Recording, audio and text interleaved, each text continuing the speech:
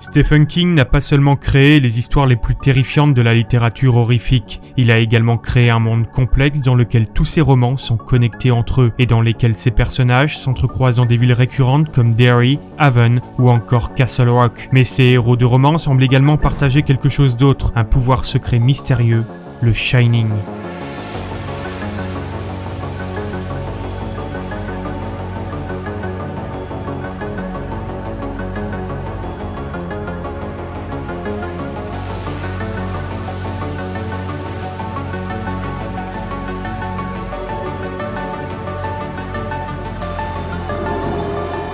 Le premier roman de Stephen King à être publié fut Carrie, l'histoire d'une jeune fille humiliée par ses camarades qui la trouvent différente. Mais Carrie a un étonnant pouvoir, celui de déplacer les objets à distance avec la seule force de son esprit. Lorsqu'un jour Carrie subira l'humiliation de trop, elle déchaînera ses pouvoirs afin de se venger.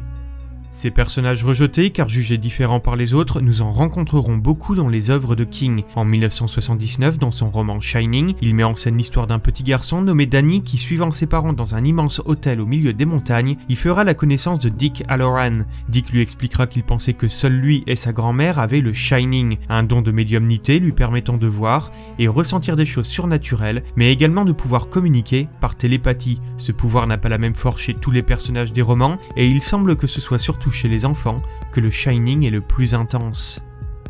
Le Shining permet également de voir l'avenir à travers les rêves. À l'hôtel Overlook, Dick dira à Danny avoir fait des rêves sur des choses terribles qui allaient arriver. Et bien sûr, on sait tous ce qui s'y passa. Dans le cimetière, la jeune Ellie fait également un rêve dans lequel elle voit son chat se faire écraser et son père partir l'enterrer au cimetière des animaux, ce qui bien sûr arriva aussi. Alors qu'Ellie et sa mère partent chez les grands-parents, le père reste tout seul à la maison, mais Ellie le supplie de venir avec eux, ou de rester avec lui, afin qu'il ne reste pas tout seul, ressentant sûrement grâce au Shining le danger qui se profilait. Elle sera également capable de voir la résurrection de Gage, ainsi qu'une terrifiante vision où son petit frère, revenu d'entre les morts, aura un couteau entre les mains.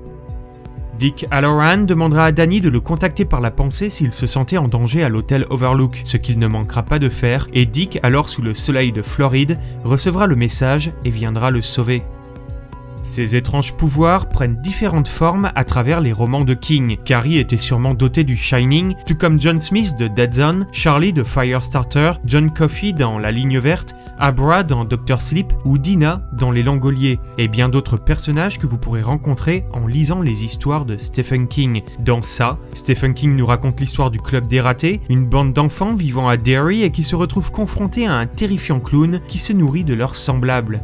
Les membres du Club des Ratés semblent être les seuls à avoir réellement conscience de ce qui se passe dans leur ville. Les adultes sont sous le contrôle de la créature, se cachant dans les égouts et ayant la capacité de manipuler son environnement. Les autres enfants de la ville disparaissent et aucun d'eux ne semble être capable de faire face à la menace qui pèse sur Derry. Le Club des Ratés sera à de nombreuses reprises témoin d'événements que Pennywise met en place pour les effrayer, comme le sang qui coule de l'album photo dans la chambre de Georgie et que les parents ne voient pas, ou lorsque dans la salle de bain, Beverly est terrifié par ce qui sort du lavabo et que son père ignorera totalement. Pennywise, lui, fait tout ce qu'il peut pour effrayer le Club des Ratés, qu'il semble absolument vouloir attraper, mais ceux-ci sont plus résistants que les autres. L'amitié qui les lie est extrêmement forte, mais est-ce là la seule raison ?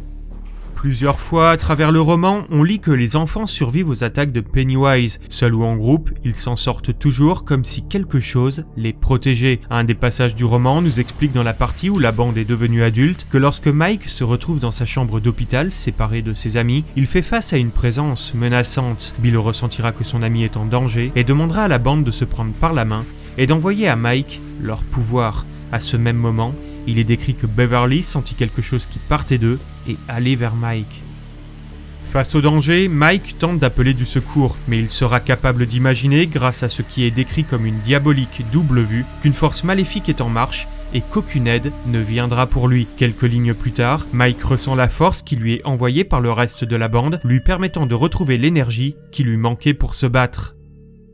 Ben aura également une expérience particulière quand Stephen King écrit « La créature couinait et miaulait » et Ben acquit la certitude qu'il entendait le son 2 fois, dans sa tête, puis dans son oreille une fraction de seconde plus tard. « Je lis dans son esprit », pensa-t-il, par télépathie.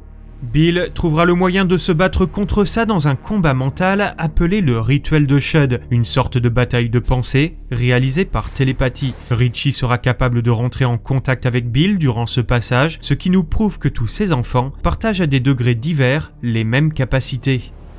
Tous les enfants de la bande viennent de Derry, mais ils ne sont pas les seuls car Dick Halloran, celui qui explique le Shining au petit Danny Torrance, vient lui aussi de Derry. Ami avec le père de Mike, il avait survécu à l'accident du Black Spot, la boîte de nuit qui avait pris feu dans les années 30, ce qui crée encore un lien entre les deux œuvres de Stephen King.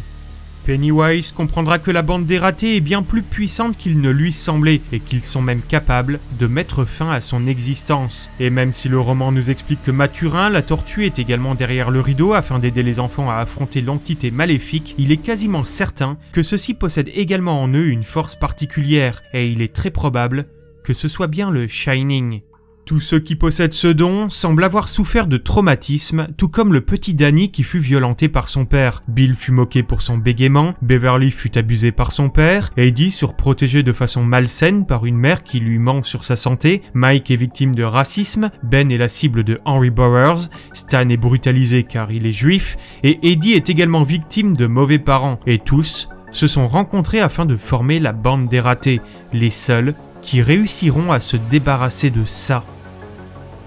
Alors qu'en pensez-vous? N'avons-nous pas là récolté suffisamment de preuves pour admettre que la bande des ratés est composée d'enfants différents des autres, car possédant le Shining, ils ont la force de pouvoir vaincre les événements surnaturels qui empoisonnent Derry. N'hésitez pas à me laisser vos avis en commentaire.